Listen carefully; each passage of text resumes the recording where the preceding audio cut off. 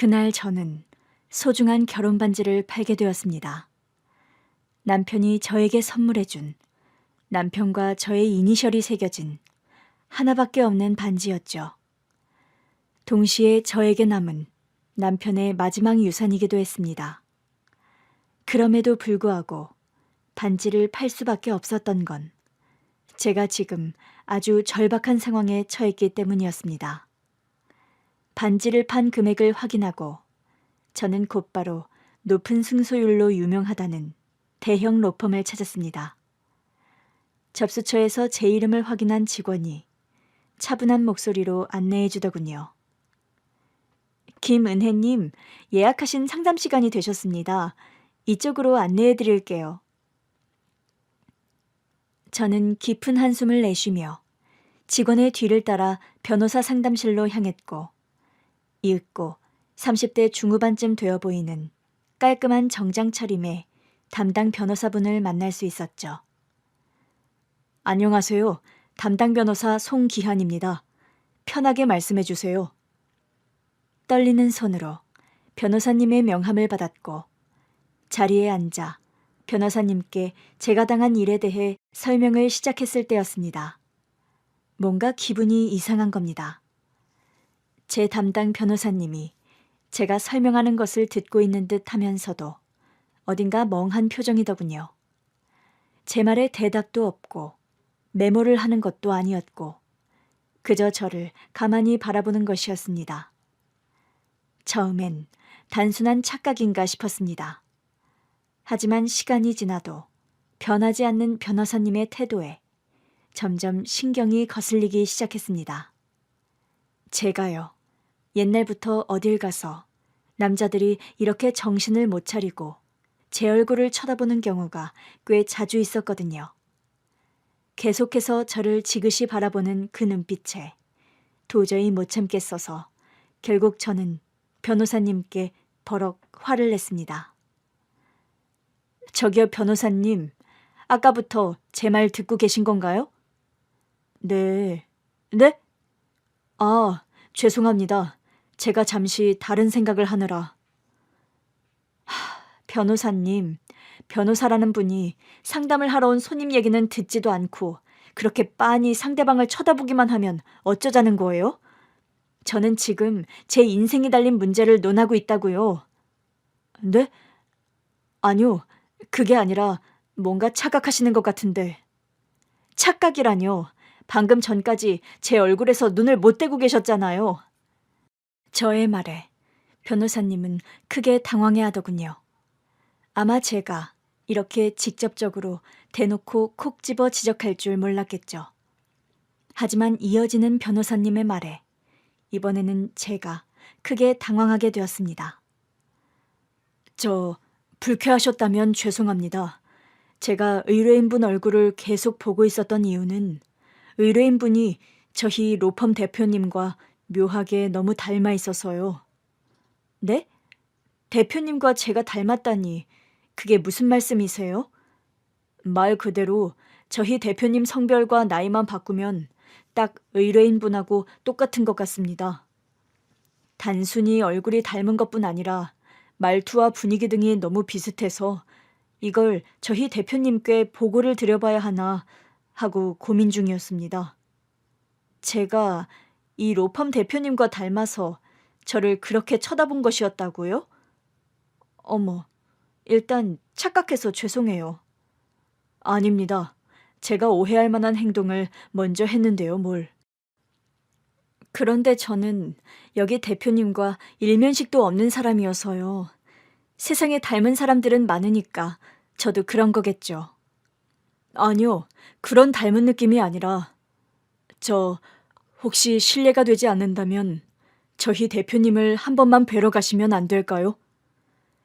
제 담당 변호사는 이 로펌 회사의 대표님을 한번 만나달라고 계속 사정을 하더군요.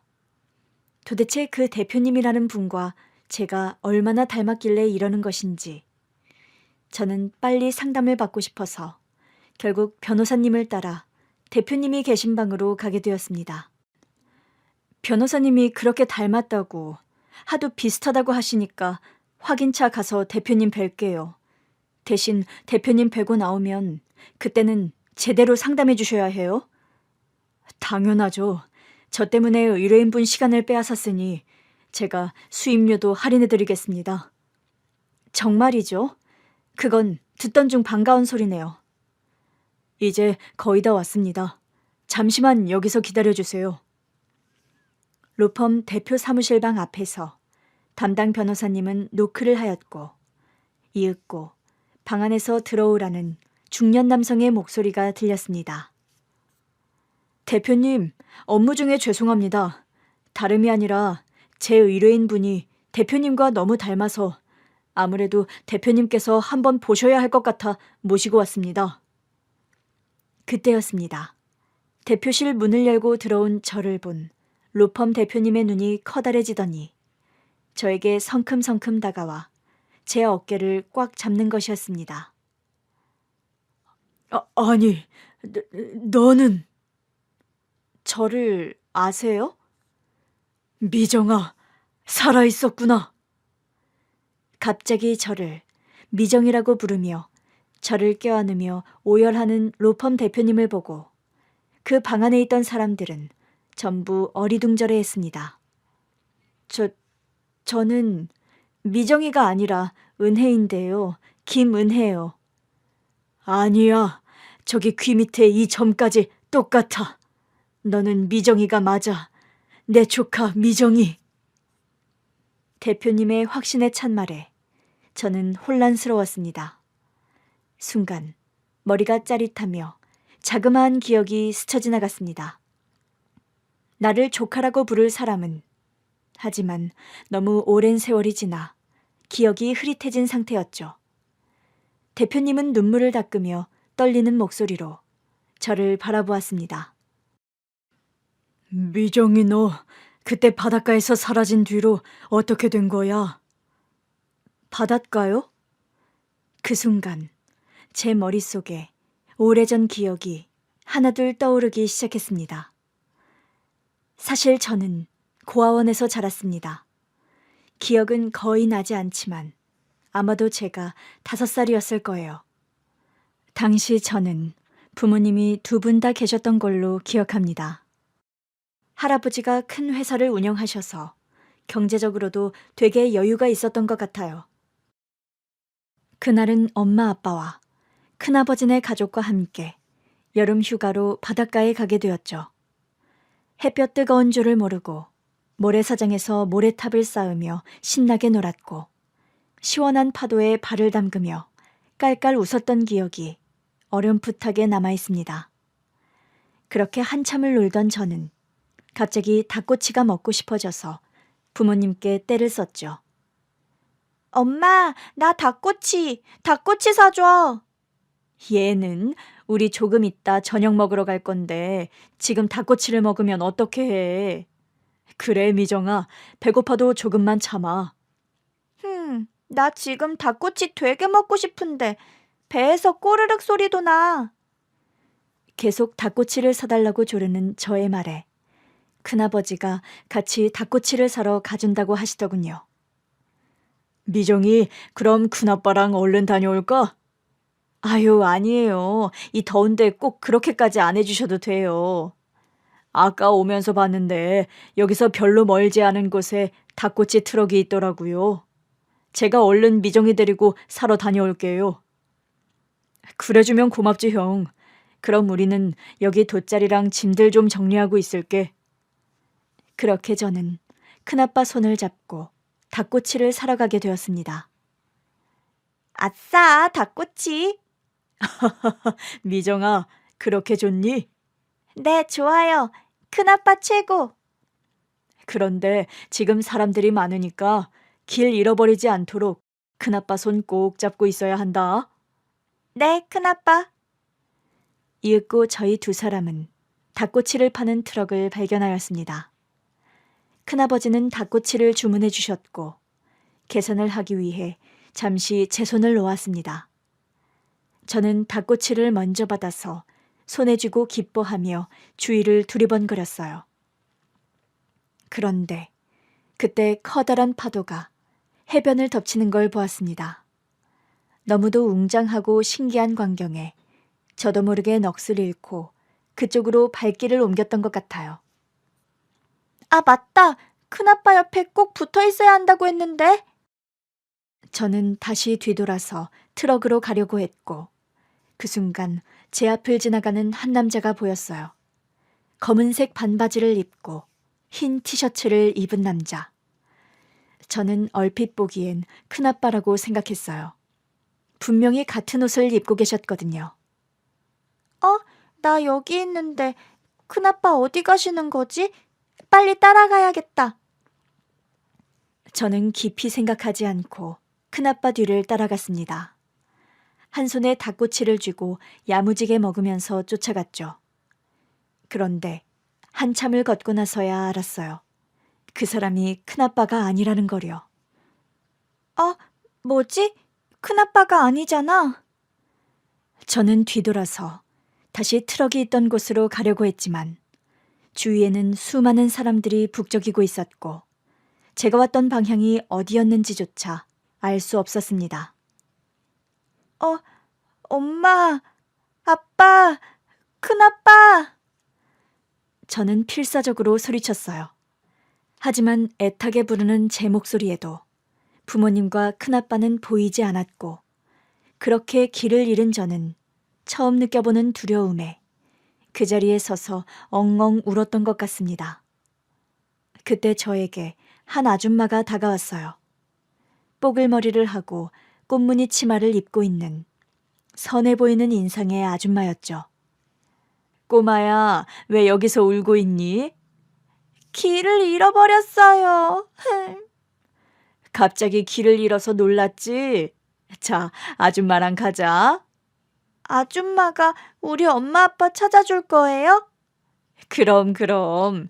자, 얼른 아줌마 손잡고 엄마 찾으러 가자. 처음 보는 낯선 사람을 따라가면 안 된다고 들었지만 그때 저는 길을 잃었다는 두려움에 정상적인 사고를 할 수 없었고 그렇게 모르는 아줌마를 따라가게 되었습니다. 저희 부모님을 찾아준다던 아줌마는 사람들의 인적이 드문 곳으로 가자마자 갑자기 본색을 드러내더군요. 얘, 너 집이 좀 잘 사나 보다. 세상에 무슨 꼬맹이한테 금목걸이며 은팔찌며 이 명품 옷을 입힌다니? 이거 팔면 돈이 꽤 되겠는데? 우리 엄마는요?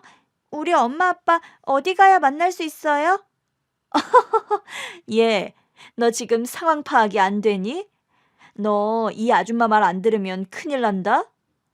아줌마가 우리 엄마 찾아준다고 했잖아요. 찾아줘요. 아, 시끄러.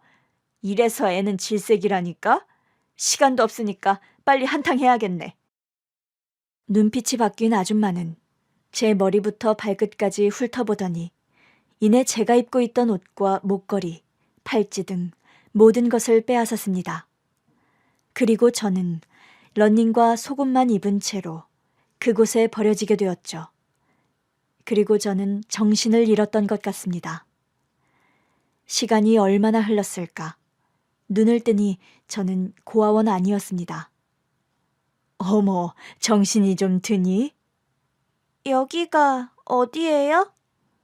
여기는 고아원이야. 넌 이름이 뭐니? 제 이름을 묻는 원장 선생님의 말에 저는 대답을 할 수 없었습니다. 갑자기 머리가 텅 빈 것처럼 새하얘졌거든요. 제가 당했던 일이 큰 충격이었는지 갑자기 제 이름도 살던 곳 주소도 기억이 나지 않았습니다. 제 이름이 그러니까... 저런, 생각이 나지 않는구나. 괜찮아. 이제부터 여기서 편하게 지내면 된단다. 어리둥절한 채 들어온 그곳에서 저는 새로운 이름, 은혜로 불리기 시작했어요. 나중에 들어보니 어두운 골목길에 있던 저를 발견한 한 어른이 저를 고아원에 데려다 줬다고 하시더군요. 아마 제가 고아원에서 탈출이라도 한 줄 알았나 봐요. 그렇게 저는 김은혜가 되어 고아원에서 살게 되었고 그 후로 제 가족을 만날 수 없었습니다. 처음에는 너무 낯설고 부모님이 보고 싶어서 매일같이 울었던 것 같아요. 하지만 시간이 약이라고 했던가요. 시간이 흐르면서 저는 점차 고아원 생활에 익숙해지게 되었고 저의 가족에 대한 기억은 잊혀져 가게 되었습니다. 고아원 생활을 하며 입양되어 떠나는 친구도 있었지만 저는 입양이 되지 않아 성인이 될 때까지 고아원에서 자랐습니다. 성인이 되던 해 저는 정착자립금을 받고 고아원을 나와 원룸을 구해서 살게 되었습니다. 고아원을 떠나 홀로 서야 했던 저는 당장의 생활이 급급했기에 대학은 포기하였고 아르바이트를 하며 생활을 이어갔습니다. 카페, 편의점, 꽃집 알바, 식당 서빙 등 안 해본 알바가 없었죠. 그렇게 몇 년간 아르바이트를 하다가 20대 중반이 되었을 때 우연히 한 IT 중소기업의 사무보조로 취직을 하게 되었습니다. 사실 말이 좋아 사무보조지 거의 잡다한 일을 하는 위치였습니다. 제가 출근을 한 지 일주일 정도 되었을 때였을 거예요. 외부 투자자들이 저희 회사를 방문하게 되었습니다. 은혜 씨, 오늘 중요한 손님들 오시는 거 알지? 이 자료들 10부씩 복사해서 회의실에 놔두고 어제 사온 다과들 좀 예쁘게 세팅해놔요. 네, 대리님. 혹시 음료는 어떤 것으로 준비해 놓으면 될까요? 그런 건 나한테 일일이 묻지 말고 은혜 씨가 알아서 판단해서 잘 좀 해놔요. 냉장고에 있는 음료를 꺼내 놓던지 믹스커피를 타놓던지 밖에서 다른 거 사오던지 알아서 좀 하라고요. 네? 아, 네. 죄송합니다. 사회생활 처음인 거 티내는 것도 아니고 진짜 답답해서. 에휴. 그 대리님은 회사에서 유명한 노처녀였습니다. 제가 입사한 첫날부터 촌티가 난다든지 답답하다 등 저에게 까칠하게 대했지만 그날따라 유독 저에게 짜증을 부리더군요. 그런데 그때 회사 대표님이 그 모습을 보셨던 것 같아요. 중요한 손님이 오시는 걸 알면서 김 대리는 그런 식으로 일을 합니까? 대표님, 그게 아니라 김 대리는 이번에 작성한 보고서 내용이 너무 미비해서 결국 최 부장님이 전면 수정한 걸로 알고 있는데요. 아, 그건 제가 부족했습니다. 더 열심히 하겠습니다. 김 대리는 자질 부족 문제가 아니라 인성이 부족한 것 같네요. 중요한 손님이 오시는데 회사에 입사한 지 얼마 되지도 않은 친구한테 알아서 세팅해 놓으라고 윽박지르는 걸 보니 평소에도 그런 식으로 했었나 봐요. 김 대리는 대표님의 말에 고개를 푹 숙이고 아무 말도 하지 못하더군요. 소문에 따르면 노처녀인 김 대리가 대표님을 몇 년째 짝사랑하고 있다는 얘기가 있었거든요. 저희 회사 대표님은 우리나라에서 알아주는 공대 출신으로 대학 졸업 후 바로 스타트업으로 회사를 설립해 몇 년 사이에 유망 있는 중소기업으로 키워오고 있었습니다. 30대 초반의 나이에 외모도 잘생겨서 대표님을 흠모하는 여직원들이 많았지요. 그런 대표님께 면박을 들은 김 대리는 얼굴이 벌개져서 자리를 벗어나게 되었습니다. 은혜 씨라고 했죠? 손님들 음료는 제가 여기 밑에 있는 카페에서 사올 테니 신경 안 써도 돼요. 아, 대표님, 감사합니다. 뭘요? 그리고 다음부터는 저런 말 듣고 있지 말고 괴롭히는 사람 있으면 나에게 말해요. 잘생긴 얼굴로 저런 말을 하며 미소를 보이는데 어떻게 사랑에 빠지지 않게 될 수 있을까요? 그날부터 저도 대표님을 짝사랑하는 여직원 중 하나가 되고 말았죠. 다행히 그날 외부 투자자들의 회의는 성공적으로 마무리되었고 회사는 더욱 바빠지게 되었습니다. 시간이 흐르면서 저도 잡다한 일 외에 점점 다른 업무도 익혀가게 되었죠. 그리고 그날 이후로 회사 내에서 대표님과 제가 마주치는 일이 잦아졌습니다. 회의실에서 자료를 정리하고 있으면 어느새 대표님이 들어오셔서 도움을 주시고 늦게까지 일하면 퇴근길에 태워주시겠다고 제안하곤 하셨죠. 그날도 퇴근 시간이 지났는데도 저는 여전히 중요한 자료를 정리하고 있었습니다. 다른 직원들은 다 퇴근한 상태였고 저 혼자만 남아 있었죠. 은혜 씨, 아직도 이래요? 아, 대표님, 내일 있을 미팅 자료를 마무리해야 해서요. 그래도 혼자 이렇게 늦게까지. 시간이 벌써 9시가 다 됐는데요. 괜찮아요. 이것만 마저 끝내고 갈게요. 식사는 하셨어요? 아직이면 같이 저녁이라도 먹으러 갈까요? 그렇게 우리는 처음으로 회사 밖에서 시간을 보내게 되었습니다. 대표님이 데려간 식당은 조용하고 분위기 좋은 곳이었습니다. 대표님을 짝사랑했지만 쳐다볼 수 없는 위치였던 저는 벌개진 얼굴을 감추려고 고개를 들지도 않고 밥만 먹고 있었죠. 그런데 대표님이 그 말을 하는 순간 저는 숟가락을 놓치며 고개를 들 수밖에 없었습니다.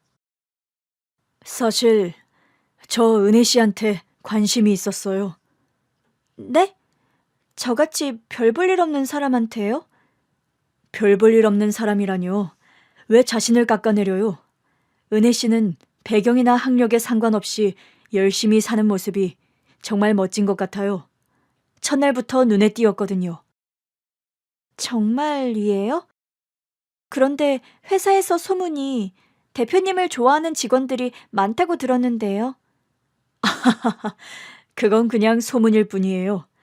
그리고 저는 은혜 씨한테만 관심이 있는 거요. 은혜 씨, 우리 정식으로 만나보면 어떨까요? 그게 괜찮을까요? 저는 좋긴 한데, 하지만 저는 고졸이고 고아원에서 자랐어요. 혹시 나중에 후회하실까봐. 그런 건 중요하지 않아요. 저한테는 은혜 씨라는 사람 자체가 중요해요. 대표님, 사실 저도 대표님이 좋았어요. 그렇게 우리는 공식적으로 연인 관계가 되었습니다. 회사에서는 비밀로 했지만 가끔씩 눈빛이 마주치면 서로 미소를 짓곤 했죠. 그리고 사귀기 시작한 지 1년이 되었을 때 저희는 결혼을 약속하게 되었습니다. 하지만 결혼 준비 과정이 순탄치만은 않았습니다. 남자친구의 어머니, 시어머니가 저를 극구 반대하셨거든요. 상철아, 네가 미쳤니? 고아 출신의 고졸인 여자랑 결혼을 한다고? 우리 집안 체면은 어떻게 하고? 엄마, 은혜는 정말 좋은 사람이에요. 한 번만 만나보세요. 분명 엄마도 좋아하실 거예요. 만날 필요도 없어. 우리 상철이는 명문대 나와서 대기업도 다니다가 자기 회사까지 차린 사람이야. 어떻게 그런 애랑 맞추려고 해? 제가 사랑하는 사람이에요. 만약 엄마가 반대하신다면 전 엄마의 축복 없이라도 은혜와 결혼할 겁니다. 대표님은 결코 뜻을 굽히지 않았고 결국 시어머니는 저를 한번 만나보기로 하셨습니다. 처음 시어머니를 뵐 때는 너무 긴장했지만 최대한 예의를 갖추고 진심을 전하려고 노력했습니다. 안녕하세요, 어머님. 처음 뵙겠습니다. 김은혜라고 합니다. 알아요. 고아라던데? 제 배경이 좋지 않아 많이 실망하셨을 텐데 그래도 이렇게 만나주셔서 감사합니다. 어머님, 저는 진심으로 상철 씨를 사랑하고 있고 부족하지만 평생 상철 씨를 위해 최선을 다하겠습니다. 본인이 생각해도 양심 없는 거 알죠? 어느 정도 급이 맞아야 결혼을 하지. 이건 무슨... 엄마, 이러지 않기로 했잖아요. 내가 속이 터져서 그런다. 내가 남편도 없이 너를 혼자 어떻게 키웠는데 이런 수준에 맞지도 않는 애를 신부감이라고 데려오니? 수준 같은 거 따지지 않고 그저 제가 행복해지는 길을 응원해 주시면 안 되는 거예요? 엄마가 계속 그런 식으로 나오면 저도 엄마랑 연 끊고 우리 둘이 알아서 결혼하고 살 겁니다. 아니, 얘가?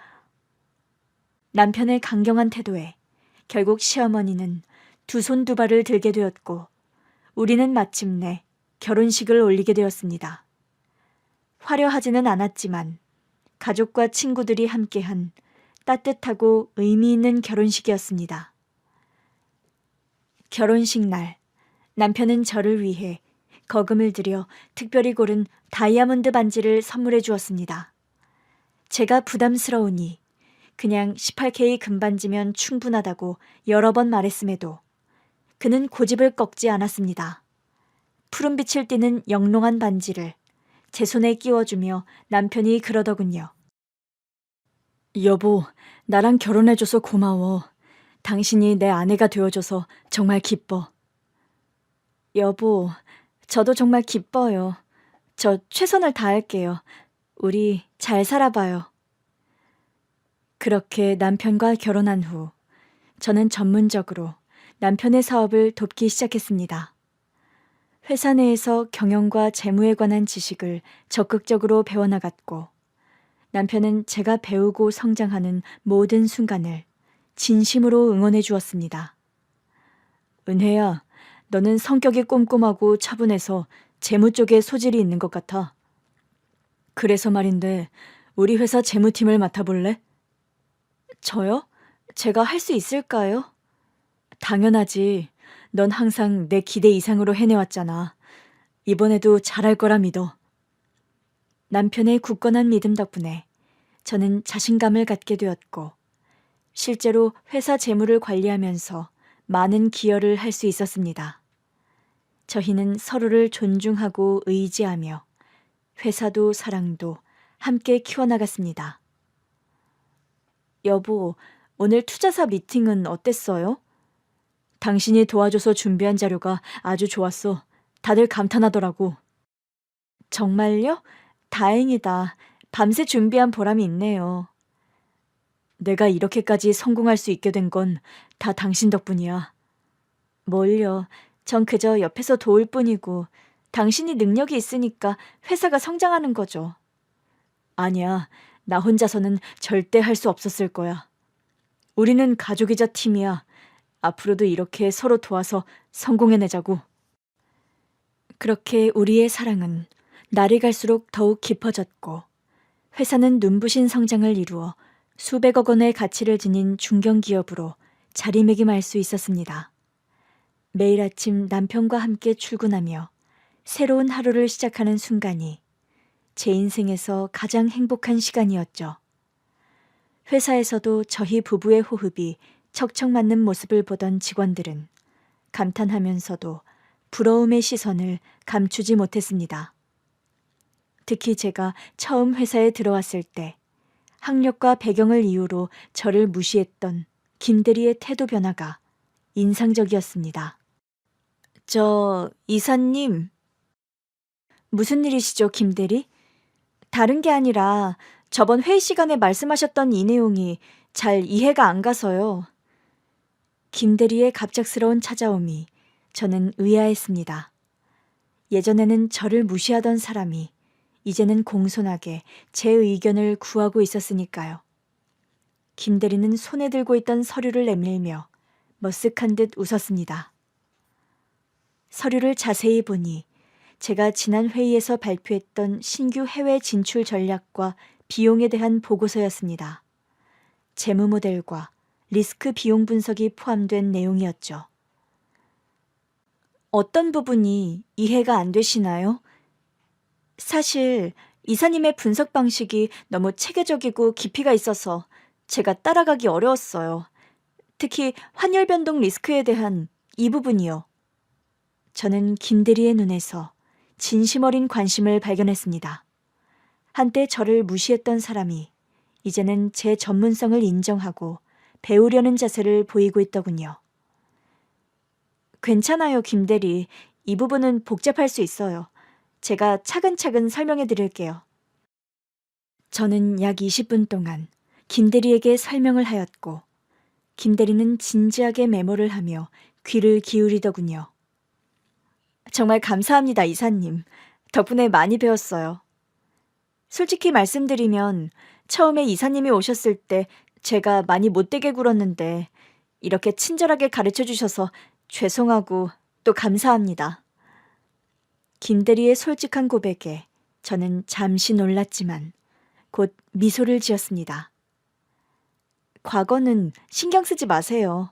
우리 모두 함께 성장하는 게 중요한 거잖아요. 그 후로 김대리는 저의 가장 신뢰할 수 있는 팀원 중 한 명이 되었습니다. 그는 제 업무 방식을 열심히 배우려 했고 저 역시 그의 성장을 돕기 위해 노력했죠. 회사 내에서도 저는 단순히 대표의 아내가 아닌 실력을 갖춘 이사로서 인정받게 되었습니다. 이렇게 저는 고아원 출신이라는 아픈 배경과 고졸이라는 학력에도 불구하고 진정으로 저를 사랑해주는 사람을 만나 매일이 감사함으로 가득한 나날을 보낼 수 있었습니다. 하지만 평생 변하지 않을 줄 알았던 그 행복은 어느 날 갑자기 산산조각 나고 말았습니다. 남편이 출장을 가던 중 교통사고를 당해 세상을 떠나게 된 것입니다. 그날은 평소와 다름없는 아침이었습니다. 남편은 중요한 해외 바이어와의 미팅을 위해 서둘러 집을 나섰고 저는 평소처럼 조심히 다녀오라고 인사했습니다.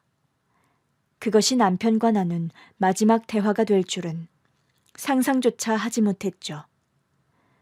그날 저는 간단하게 집안일을 해놓고 출근하여 미팅 관련 보고서를 검토하고 있었는데 모르는 번호로 전화가 걸려오더군요. 여보세요? 박상철 분 보호자 되십니까? 네, 제가 아내인데요. 혹시 누구세요? 지금 한빛병원으로 빨리 와주셔야겠습니다. 남편분이 교통사고를 당해서 의식이 없습니다. 그 말을 듣는 순간 핸드폰을 떨어뜨리고 말았습니다. 온몸이 벌벌 떨리고 순식간에 두려움으로 가득 차게 되더군요.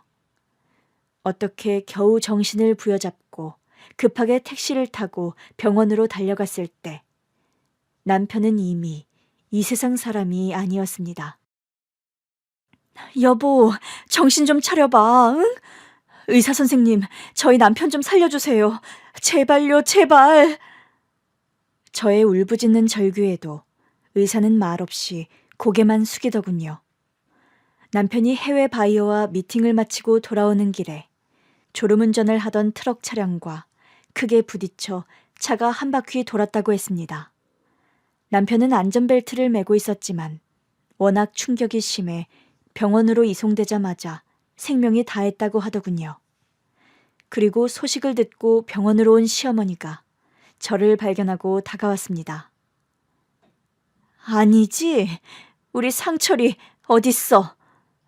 어머님, 빨리 말해 이년아, 우리 아들 어딨냐고? 시어머니는 욕을 퍼부으며 저의 어깨를 잡고 흔들었고 저는 뭐라고 말을 할 수가 없어 흐느낄 수밖에 없었습니다. 이윽고 남편의 시신을 마주한 시모는 절규했습니다. 아이고, 아이고, 우리 아들. 내가 남편도 없이 너를 어떻게 키웠는데. 나를 두고 이렇게 빨리 가버리니. 장례식은 고통스러운 시간이었습니다. 모든 게 꿈만 같았고 시어머니의 통곡 소리가 장례식장을 가득 메웠습니다. 저는 믿기지 않는 현실에 그저 멍하니 서 있었을 뿐이었죠. 나에게 처음으로 진심 어린 손을 내밀어준 사람. 내 조건도 환경도 따지지 않고 온전히 나라는 사람을 봐줬던 사람. 내 잠재력을 이끌어내주고 나를 성장시켜준 사람. 평생을 함께하자고 약속했던 남편이 이제 내 곁에 없다는 사실이 너무나도 괴로웠습니다. 사는 게 아무 의미도 보람도 없는 것만 같았습니다. 그렇게 장례를 끝나고 일주일이 지났을까. 남편과의 추억을 생각하며 남편의 짐을 정리하고 있을 때 시어머니가 갑자기 저희 집으로 찾아왔습니다. 시어머니의 얼굴에는 장례식장에서 봤던 눈물은 씻은 듯이 사라지고 그 자리엔 차가운 결의가 담겨 있었습니다. 말투는 다정한 것 같았지만 그 속엔 칼날이 숨어 있었죠. 예, 은혜야. 밥은 먹었니? 오셨어요, 어머님. 저 아직이요. 별로 입맛이 없어서요. 그래, 그건 그렇고 우리 상철이 회사 문제는 어떻게 할 거니? 아, 제가 아직 정신을 못 차려서 회사는 잠시 부사장님이 대행하고 계세요. 그 말을 들은 시어머니가 차갑게 웃으면서 본색을 드러내기 시작했습니다. 그리고 이어지는 시어머니의 말에 저는 제 귀를 의심할 수밖에 없었습니다. 아직도 네가 이렇게 정신을 못 차리니 이제 우리가 얘기할 때가 되었지 않니? 상철이가 없으니 당연히 그 회사는 내가 물려받아야지. 내가 아들을 키운 엄마니까. 네? 어머니, 그게 무슨 말씀이세요? 저도 그 회사의 임원이고 남편과 함께 일궈온 회사잖아요. 법적으로도 배우자인 제가. 법? 무슨 법? 네가 뭔데 우리 아들의 회사를 가져가려고 해? 고작 몇 년 결혼했다고? 그리고 넌 뭐 했어? 그저 상철이 옆에서 잡다한 일 조금 도와준 것뿐이지. 어머니, 제가 상철 씨와 결혼한 지 비록 몇 년 되지는 않았지만 그동안 저 열심히 했어요. 그런데 갑자기 이러시면 네가 열심히 한 건 모르겠고 상황이 그렇다는 거다. 너희가 결혼한 지 10년은커녕 5년도 안 됐잖아? 그 정도면 법정에서도 재산분할 인정은 안 해줄 게다. 고로 우리 아들 회사는 내가 가져가는 게 맞는 것 아니니? 시어머니의 말은 칼날 같았습니다. 마치 오래전부터 준비했던 말처럼 매섭게 저를 몰아붙이셨죠. 남편이 죽은 지 얼마나 됐다고 갑자기 찾아와서는 저런 말을 하는 시어머니가 너무 어처구니가 없어서 저는 대꾸할 힘도 없었습니다. 시어머니는 집안을 훑어보고는 이 집이라도 안 빼앗는 걸 고마워하라며 소리치고 나가더군요. 그때는 저 말이 상식적으로 불가능한 일이니 그냥 해보는 말이겠지 생각하고 말았습니다. 그러나 다음 날 회사에 출근하자 분위기가 이상했습니다. 오랜만에 출근해서 그런지 뭔가 분위기가 어수선해 보이더군요. 그때 비서가 찾아왔습니다. 이사님, 회장님께서 오셨는데 이사회를 소집하셨습니다. 회장님이요? 네, 돌아가신 대표님의 어머님께서요. 아니, 갑자기 시어머니가 무슨 회장님? 무척 당황했지만 바로 이사회가 열리고 있는 회의장으로 갔습니다. 회의장에 들어서니 시어머니는 당당하게 대표 자리에 앉아 있었고 주변에는 낯선 변호사들이 둘러싸고 있더군요. 말뿐인 줄 알았던 시모의 욕심은 진심이었던 겁니다. 오늘 이 자리에서 고 박상철 대표의 뒤를 이어 제가 회장직을 맡게 되었음을 알립니다. 네? 어머님, 이게 무슨 짓이에요? 왔니? 마지막 인사는 하게 해주마. 보시다시피 김은혜 이사는 남편을 잃은 충격으로 정신이 나가 있어서 회사 업무를 볼 수 있는 상황이 아닙니다. 현재 상황으로 인한 심리적 충격을 고려해 당분간 휴직하도록 하겠습니다. 저는 시어머니의 말에 말문이 막혔습니다. 이사들 중 시어머니의 말에 찬성을 하는 사람도 일부 있었고 일부는 어리둥절해했죠. 하지만 이어서 시어머니가 서류들을 내보이자 그 누구도 반대하지 못했습니다. 알고 보니 남편이 초기 회사 설립 시 시어머니 명의로 일부 지분을 등록해 놓았던 것이었습니다.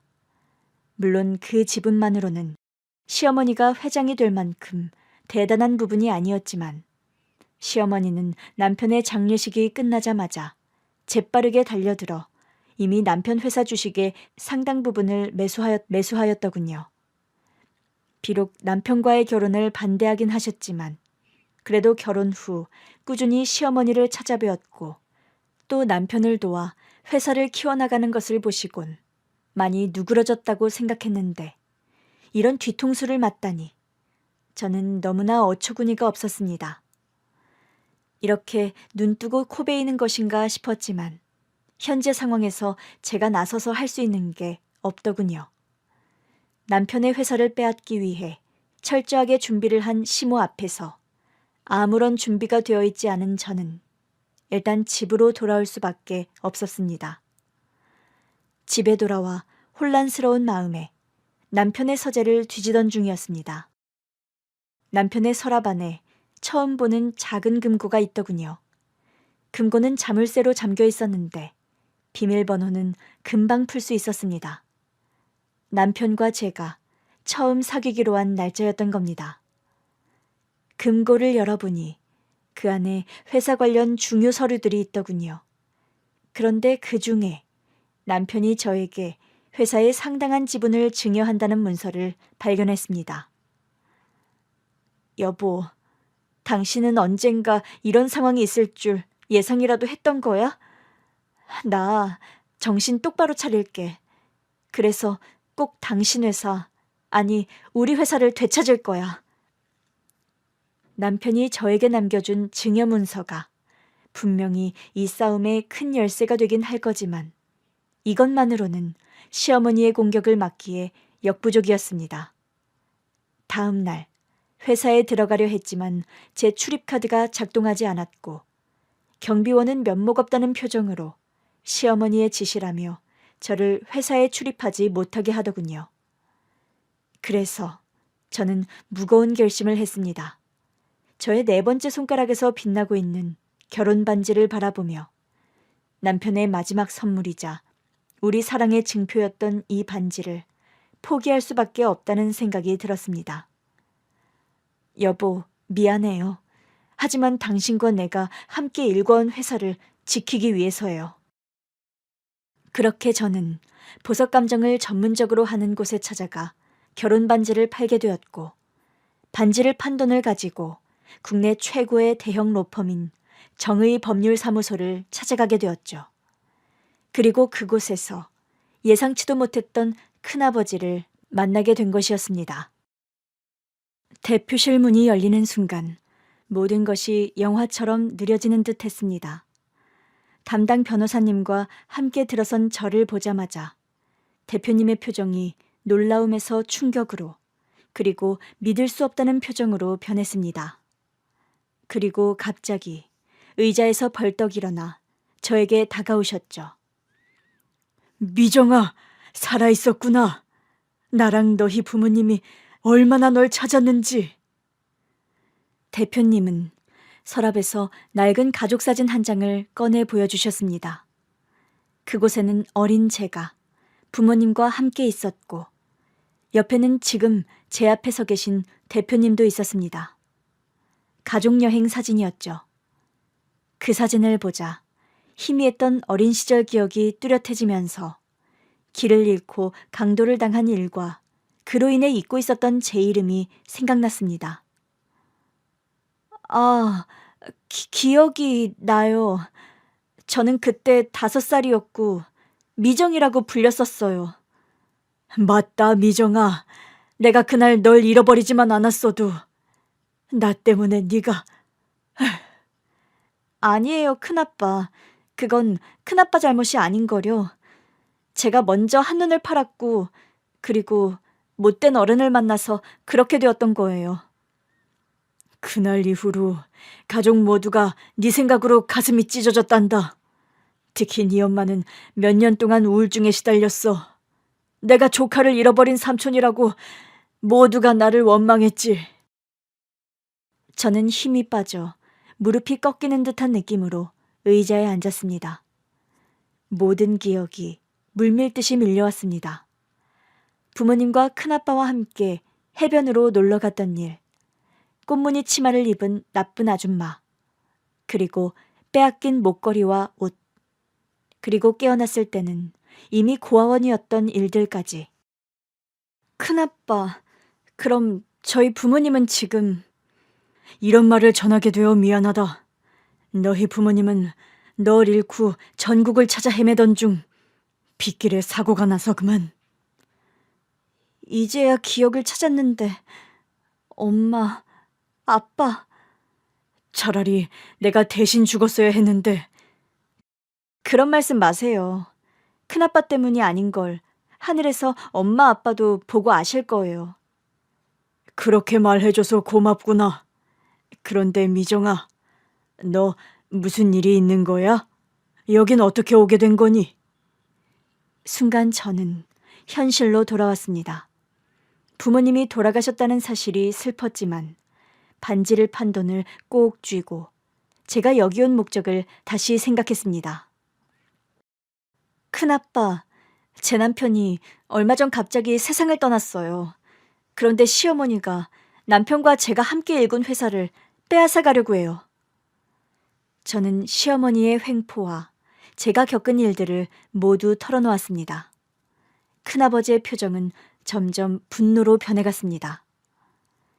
그런 일이 있었다니. 미정아, 더는 걱정하지 마라. 오래전에 널 지키지 못했지만 이번에는 널 지킬 거다.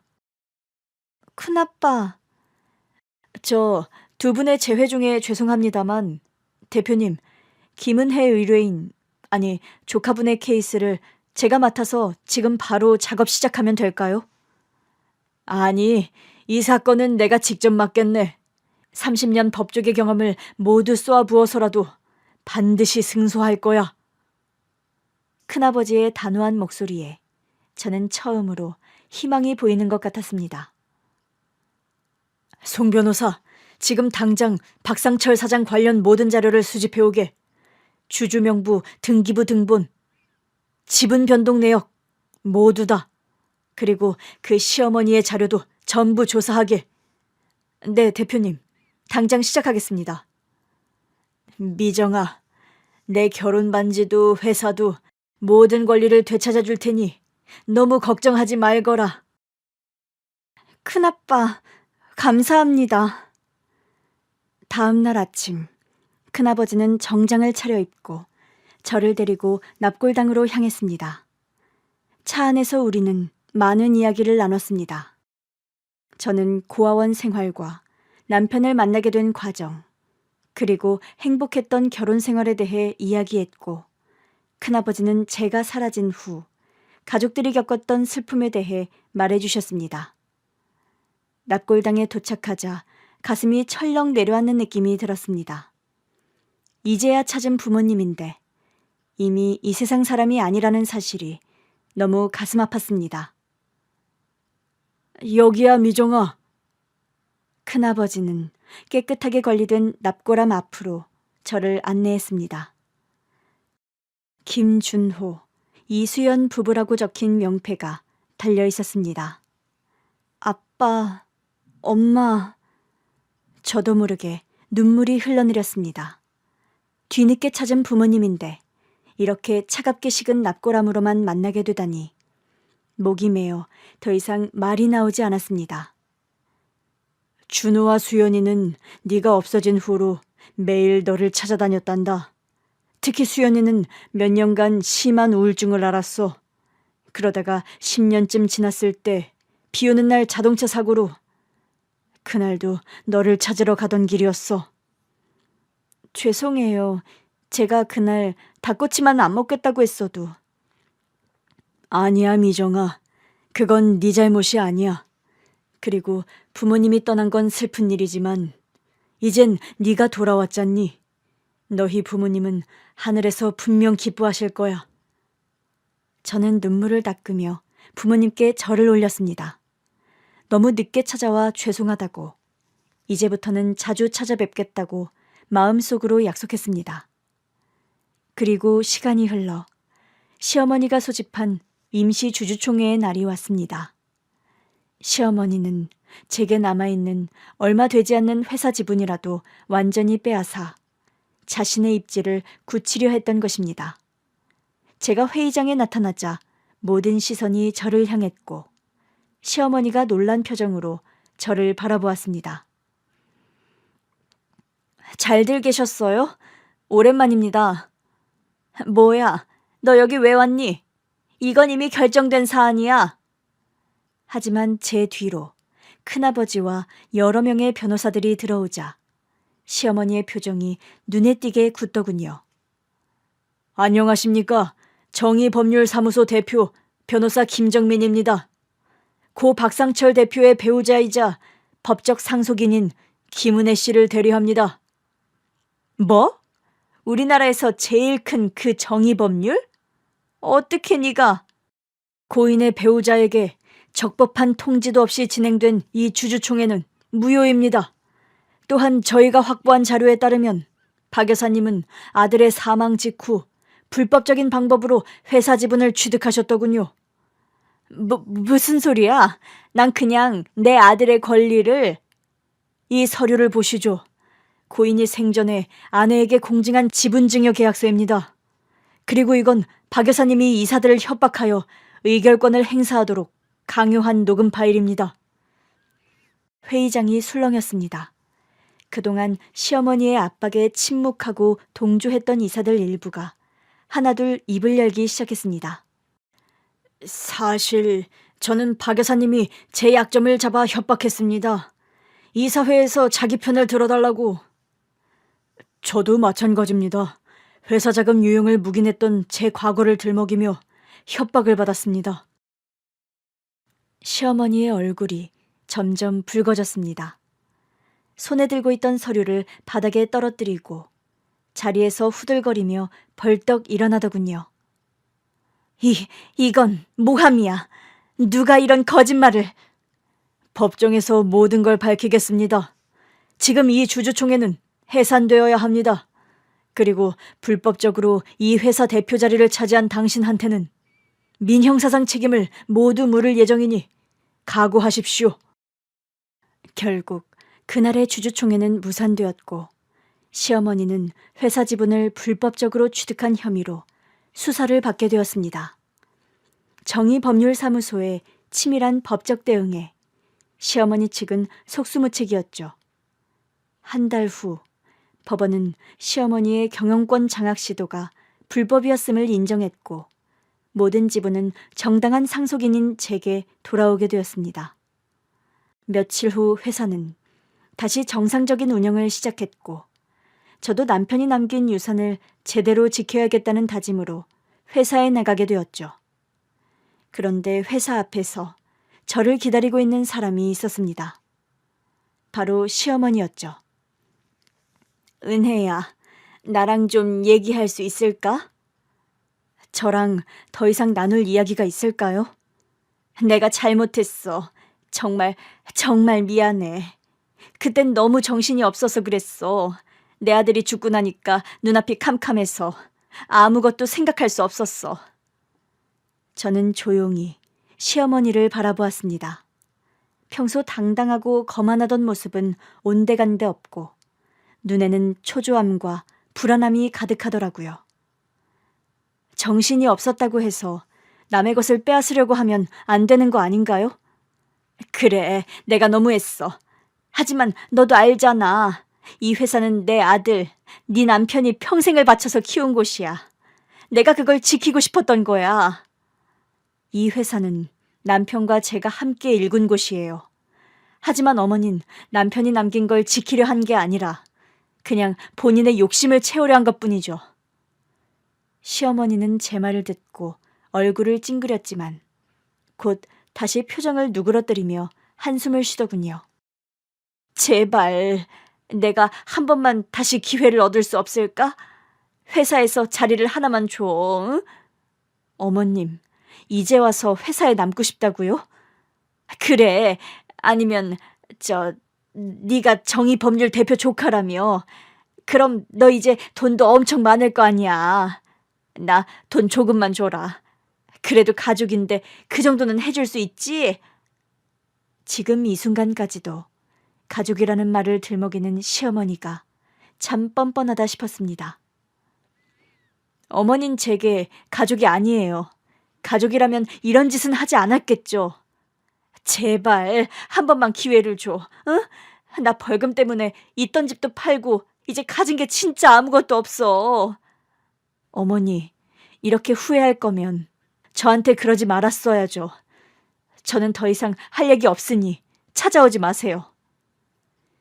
시어머니는 그제야 망연자실한 표정을 지으며 더 이상 아무 말도 하지 못하고 조용히 떠나더군요. 한때는 거만하게 나를 짓밟으려 했던 사람이 저렇게 된 걸 보니 뿌린 대로 거둔다는 말이 딱 맞는 것 같습니다. 큰아버지는 계속해서 제게 힘이 되어 주셨고 저는 남편의 뜻을 이어 회사를 더욱 발전시키기로 마음먹었습니다. 이제 저는 더 이상 고아도 남편을 잃은 불쌍한 과부도 아니었습니다. 저는 부모님께 사랑받았던 딸이자 대형 로펌 대표의 조카이자 남편이 세운 회사의 당당한 경영자로서 새로운 삶을 시작했습니다. 지난 날을 돌이켜봤을 때 가장 놀라운 점이 뭔지 아세요? 제가 오래전 잃어버린 가족을 찾은 것이 바로 남편이 저에게 선물한 결혼 반지 덕분이라는 사실이었습니다. 그 반지가 없었다면 저는 결코 대형 로펌을 찾아가지 못했을 것이고 큰아버지를 다시 만날 수도 없었을 테니까요. 남편이 하늘에서 지켜보고 있다면 아마 이렇게 말해주지 않을까요? 은혜야, 봤지? 우리가 서로를 믿고 함께 이룬 것은 그 누구도 빼앗아갈 수 없어. 이제 네 진짜 가족도 만나게 되어 정말 다행이야.